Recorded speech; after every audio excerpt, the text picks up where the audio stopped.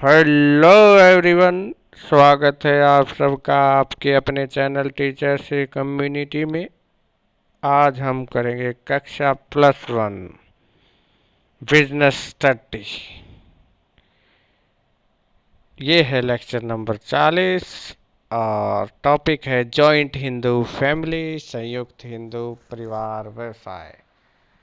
संयुक्त हिंदू परिवार होता क्या है, इसके बारे में हम पढ़ेंगे। संयुक्त हिंदू परिवार यह क्या है? हमारे भारतवर्ष में संयुक्त परिवार पाए जाते हैं और ये जो व्यवसाय है, इस संगठन का जो नियम है वो हिंदू लॉ के अनुसार लागू होता है। इस संगठन इस प्रकार के व्यवसाय में किसी प्रकार की कोई भी रजिस्ट्री कराने की आवश्यकता नहीं होती है। इसमें संपत्तियां उत्तराधिकार में मिलती हैं। इसमें परिवार का मुखिया जो होता है वो करता होता है। परिवार का मुखिया ही व्यवसाय का कर्ता धर्ता माना जाता है। वहीं इसका प्रबंध एवं संचालन करता है। और इंडियन जो टैक्स डिपार्टमेंट है वो भी संयुक्त परिवार को अलग मानता है, अलग इकाई के रूप में मानता है। तो हिंदू लॉ के अनुसार हिंदू परिवारों की व्यवस्था दो प्रकार की होती है आपकी।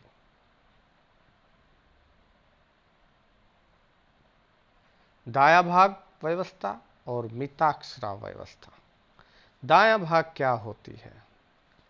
दाएं भाग दाएं भाग असम, बंगाल तथा ओडिशा के कुछ हिस्सों में प्रचलित है। इसमें क्या होता है? इसमें अपने जीवन काल में पिता संपत्ति का स्वामी होता है। पिता की मृत्यु के बाद ही पुत्र को संपत्ति प्राप्त होती है। इसके बाद नेक्स्ट आपका आता है मिताक्षरा। मिताक्षरा में क्या होता है? मिताक्षरा यह असम, बंगाल व उड़ीसा के कुछ भागों को छोड़ करके पूरे भारत में लागू होती है। दायां भाग कहां पर है? असम, बंगाल और उड़ीसा के कुछ भागों में दायां भाग है, और जहां असम, बंगाल तथा उड़ीसा के कुछ हिस्सों में ये लागू नहीं होता, वहां मिताक्षरा लागू है। असम, बंगाल व उड़ीसा के कुछ भागों को छोड़कर ये पूरे भारतवर्ष में लागू होता है मिताक्षरा। इस व्यवस्था में परिवार में जन्म लेते ही बच्चा संपत्ति का अधिकारी हो जाता है। पिता परिवार का प्रधान होता है, वह संपत्ति या व्यवसाय का प्रबंध करता है। पुत्र चाहे तो संपत्ति का बंटवारे की मांग कर सकता है। ठीक है, अब देखिए कि संयुक्त हिंदू परिवार व्यवसाय में कहलाने के लिए कौन कौन सी दो शर्तें होनी चाहिए। परिवार के पास कुछ संपत्ति होनी चाहिए, मिली जुली संपत्ति हो। परिवार में कम से कम दो ऐसे व्यक्ति होने चाहिए जो पारिवारिक संपत्ति का बंटवारा मांग सके, विभाजन मांग सके। ठीक है, तो ये है आपका संयुक्त हिंदू परिवार व्यवसाय जो हिंदू लॉ के अनुसार होता है। इसके दो भाग होते हैं, दाया भाग व्यवस्था और मिताक्षरा। दाया भाग असम, बंगाल तथा उड़ीसा के कुछ हिस्सों में प्रचलित है, और मिताक्षरा असम, बंगाल और उड़ीसा के कुछ हिस्सों को छोड़ करके पूरे भारतवर्ष में मिताक्षरा लागू होती है। इसके बाद नेक्स्ट पॉइंट जो बनता है आपका संयुक्त हिंदू परिवार व्यवसाय की विशेषताएं। देखिएगा क्या क्या विशेषताएं हैं इसमें। विशेषताएं देखिए, ये एक पारिवारिक व्यवसाय होता है। इसमें जन्म लेते ही बच्चा पारिवारिक व्यवसाय का सदस्य बन जाता है।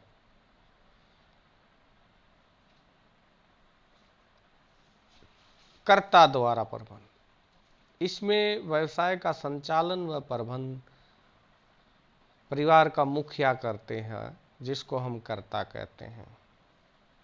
वह चाहे तो ऋण इत्यादि लेने के लिए परिवार की संपत्ति को गिरवी रख सकता है, लेकिन अन्य सदस्य ऐसा नहीं कर सकते हैं। सीमित दायित्व, इसमें कर्ता यानी कि मुखिया को छोड़कर संयुक्त हिंदू व्यवसाय के अन्य सदस्यों का जो दायित्व जो होता है वो सीमित होता है, यानी कि परिवार के जो दायित्व है उनके लिए सदस्यों की निजी संपत्ति का प्रयोग नहीं किया जा सकता है। कर्ता का जो दायित्व है वो इसमें असीमित होता है, यानी कि पूरी लायबिलिटी कर्ता की होती है, उसके दायित्व की कोई सीमा नहीं होती। असीमित का मतलब कोई भी सीमा नहीं होती है। वह परिवार के लिए प्राप्त किए गए ऋण का भुगतान कर्ता की निजी संपत्तियों से भी किया जा सकता है, यानी कि परिवार के मुखिया ने परिवार के व्यवसाय को चलाने के लिए कोई ऋण लिया है तो कर्ता की निजी संपत्ति से भी उस ऋण को पूरा किया जा सकता है। हिसाब किताब, यानी कि इसमें हिसाब किताब पूरा कर्ता को ही रखना होता है, उसी को पूरा हिसाब किताब रखने की पावर होती है। अलग संपत्ति पर स्वामित्व का अधिकार, यानी कि परिवार के अन्य सदस्य जो हैं अलग से कमाई गई संपत्ति रखने का अधिकार है।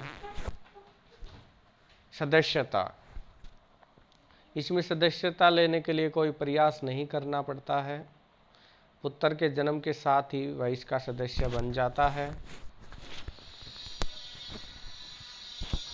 हिंदू उत्तराधिकार नियम में तो स्त्रियों को भी सदस्य बनने का अधिकार दिया गया है। इसके बाद देखिए संयुक्त हिंदू परिवार व्यवसाय के गुण क्या हैं।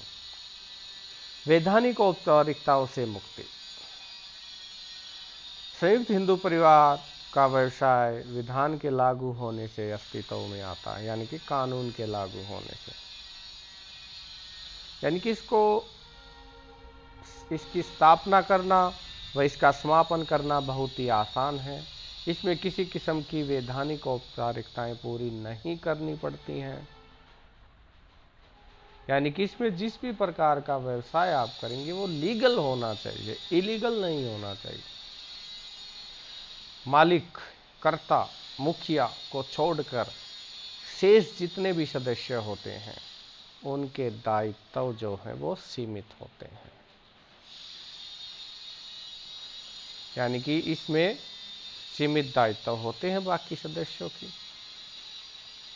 ऋण पाने की सुविधा, कर्ता जो है उसका असीमित दायित्व होता है जिसके कारण उसकी साख बहुत ज़्यादा होती है, उसको परिवार की पैतृक ख्याति का लाभ मिलता है और कर्ता के व्यक्तिगत संबंध इसकी ऋण लेने की क्षमता को भी बढ़ा देते हैं। गोपनीयता भी बनी रहती है क्योंकि संपूर्ण व्यवसाय का प्रबंध एवं संचालन एक ही व्यक्ति करता है जो कर्ता होता है। इस प्रकार व्यवसाय की जो नीतियां नियम हैं वो गोपनीय बने रहते हैं। अब कर्ता के नीचे परिवार के सभी सदस्य मिलजुल कर कार्य करते हैं, तो इस प्रकार से सारा लाभ जो है वो घर में ही रहता है, जिससे अधिक परिश्रम करने की प्रेरणा भी मिलती है।